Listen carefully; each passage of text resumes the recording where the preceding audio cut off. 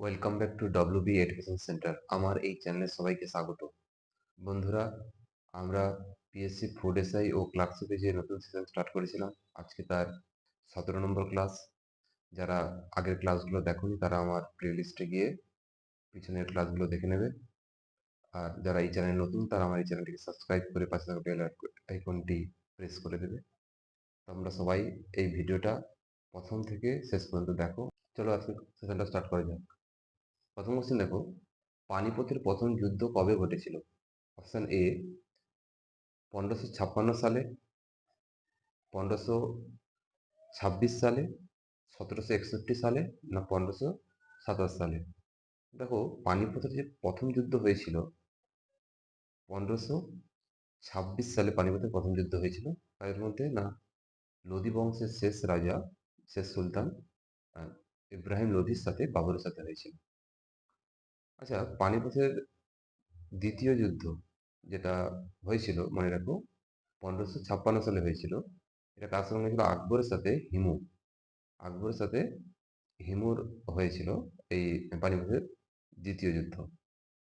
আর পানিপথের যে তৃতীয় যুদ্ধ এটা মনে রেখো 1761 সালে হয়েছিল মারাঠাদের সাথে আফগানি। পানিপথের তৃতীয় যুদ্ধ হয়েছিল। নেক্সট কোয়েশ্চেন দেখো, হলদিঘাটের যুদ্ধে মোগলদের প্রথম সেনাপতি কে ছিলেন? Option A Shaista Khan, B Pratap Singh, C Mir Qasim, D Man Singh. সঠিক উত্তর হয়ে যাবে মান সিং ছিল হলদিঘাটের যুদ্ধে মোগলদের প্রথম সেনাপতি। এই হলদিঘাটের যুদ্ধ কবে হয়েছিল মনে রাখো 1576 সালে হলদিঘাটের যুদ্ধ হয়েছিল। নেক্সট কোয়েশ্চেন, কে ফরাসি ভাষায় রামায়ণ রচনা করেন?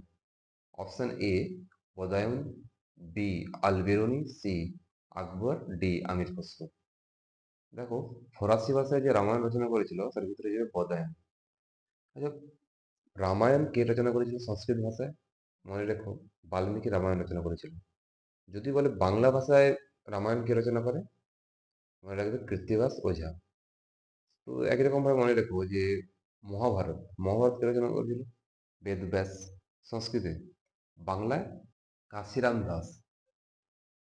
আর কিছু মনে রাখো যে আল বিরুনি লেখা বইয়ের নাম তাহাকিকি হিন্দ বা কিতাবুল হিন্দ, এই দুটো বই। আর আল বিরুনি কার আমলে ভারতে এসেছিল? মনে রাখবে সুলতান মাহমুদের আমলে আল বিরুনি ভারতে এসেছিল। আর কাছে ibn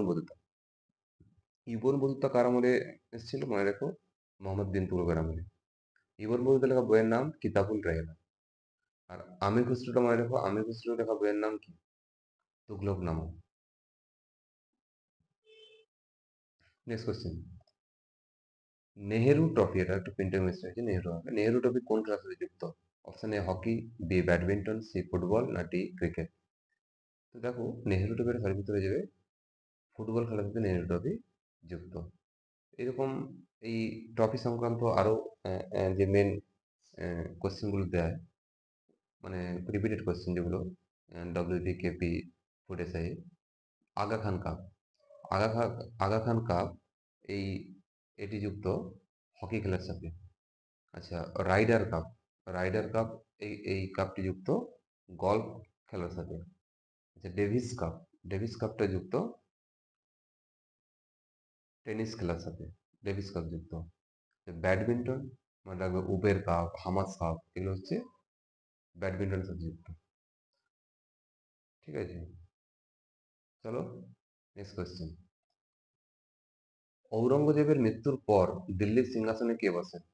option A Mohammad Shah, B Alivardi Khan, C Farrukhsiyar, না ডি বাহাদুর শাহ। সঠিক উত্তর হয়ে যাবে বাহাদুর শাহ ঔরঙ্গজেবের মৃত্যুর পর দিল্লি সিংহাসনে বসেছিলেন। নেক্সট কোয়েশ্চেন, বাংলার প্রথম স্বাধীন নবাব কে?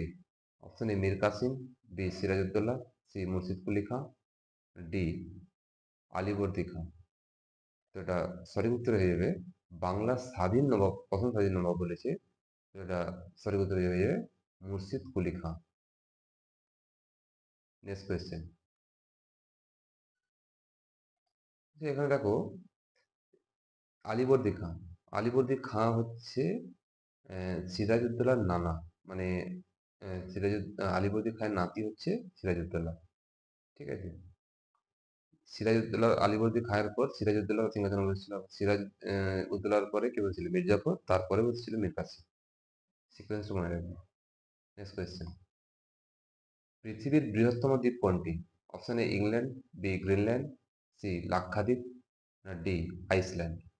এর উত্তরে যাবে গ্রিনল্যান্ড। এগুলো তো ইউরোপে আছে। লাক্ষাদ্বীপ আমাদের কি ভারতের union territory. Next question, Tughlaq বংশের প্রতিষ্ঠাতা কে? Option A Firoz Shah Tughlaq, B Muhammad bin Tughlaq, C Ghiyasuddin Tughlaq, না ডি মালিক কাফুর। এটা সঠিক উত্তরে যাবে গিয়াসউদ্দিন তুগলক হচ্ছে তুগলক বংশের প্রতিষ্ঠাতা। যদি তুগলক বংশের শ্রেষ্ঠ শাসক বলে মনে রাখবে মোহাম্মদ বিন তুগলক। যদি শেষ শাসক বলে মনে রাখবে নাসিরউদ্দিন মাহমুদ শাহ। নেক্সট কোয়েশ্চেন, কবুলিয়ত পাট্টা প্রথা কে প্রবর্তন করেন? Option A Alauddin Khilji, B Akbar, C Muhammad bin Tughlaq, না ডি শের শাহ। সঠিক উত্তর হবে শের শাহ। নেক্সট কোয়েশ্চেন, সত্যমেব জয়তে কথাটি কোন গ্রন্থ থেকে নেওয়া হয়েছে? Option A Mundaka Upanishad, B Rigveda, C Bhagavad Gita, না ডি সামবেদ। তো সঠিক উত্তর হয়ে যাবে মুন্ডক উপনিষদ থেকে সত্যমেব জয়তে কথাটি নেওয়া হয়েছে। নেক্সট কোয়েশ্চেন, ভারতের চলমান অর্থনীতির প্রকৃতি কেমন? অপশন এ মুক্ত অর্থনীতি, মিশ্র অর্থনীতি, সমাজতান্ত্রিক অর্থনীতি, গান্ধীবাদী অর্থনীতি। খুব ইম্পর্টেন্ট কোশ্চেন, রিপিটেড কোশ্চেন, অনেকবার এসেছে। এটা সঠিক উত্তর হয়ে যাবে মিশ্র অর্থনীতি। যে ভারতের অর্থনীতি মনে রাখবে মিশ্র অর্থনীতি বা মিক্সড ইকোনমি। নেক্সট কোয়েশ্চেন, নিউটনের কোন সূত্র থেকে বলের সংজ্ঞা পাওয়া যায়? অপশন এ প্রথম সূত্র, বি দ্বিতীয় সূত্র, সি তৃতীয় সূত্র, ডি কোনটি না। সঠিক উত্তর হয়ে যাবে এটা দ্বিতীয় সূত্র থেকে নিউটনের বলের সংজ্ঞা পাওয়া যায়। আর প্রথম সূত্র থেকে মনে রাখবে জড়তার যে কনসেপ্ট প্রথম সূত্র থেকে পাওয়া যায়। নেক্সট কোয়েশ্চেন, এসআই পদ্ধতিতে বলের পরম একক কোনটি? Option A newton, B dyne, C argon, D watt. সঠিক উত্তর হয়ে যাবে নিউটন হচ্ছে এসআই পদ্ধতিতে বলের পরম একক। যদি সিজিএস পদ্ধতিতে বলে তাহলে উত্তর হবে ডাইন। নেক্সট কোয়েশ্চেন, থেয়াম কোন রাজ্যের জনপ্রিয় লোকনৃত্য? Option A Kerala, B Tamil Nadu, C Andhra Pradesh, D Uttar Pradesh. সঠিক উত্তর হয়ে যাবে কেরালা। কেরালাতে আর কি কি আছে মনে রাখো? মোহিনীনাট্যম, এগুলো হচ্ছে কেরালা জনপ্রিয়। যদি বলে ভারতনাট্যম সেটা উত্তর হবে তামিলনাড়ু। আচ্ছা, অন্ধ্রপ্রদেশ যদি বলে সেটা হবে কথাকালি। উত্তরপ্রদেশে যদি বলে সেটা হবে কথক। কথক হচ্ছে উত্তরপ্রদেশ। নেক্সট কোয়েশ্চেন, এনজাইম হচ্ছে প্রোটিন ধর্মী, কার্বোহাইড্রেট ধর্মী, লিপিড ধর্মী, স্টেরয়েড ধর্মী। সঠিক উত্তর হয়ে যাবে এনজাইম প্রোটিন ধর্মী। নেক্সট কোয়েশ্চেন, পরিবেশের জৈব উপাদান কোনটি? অপশন এ শক্তি, বি বিকিরণ, সি জল, না ডি সবুজ উদ্ভিদ। এটা সঠিক উত্তর হয়ে যাবে সবুজ উদ্ভিদ। তো এই ছিল আজকে আমাদের আলোচনা বিষয়। সবাই মন দিয়ে পড়াশোনা করো, আবার দেখা হবে নেক্সট ক্লাসে।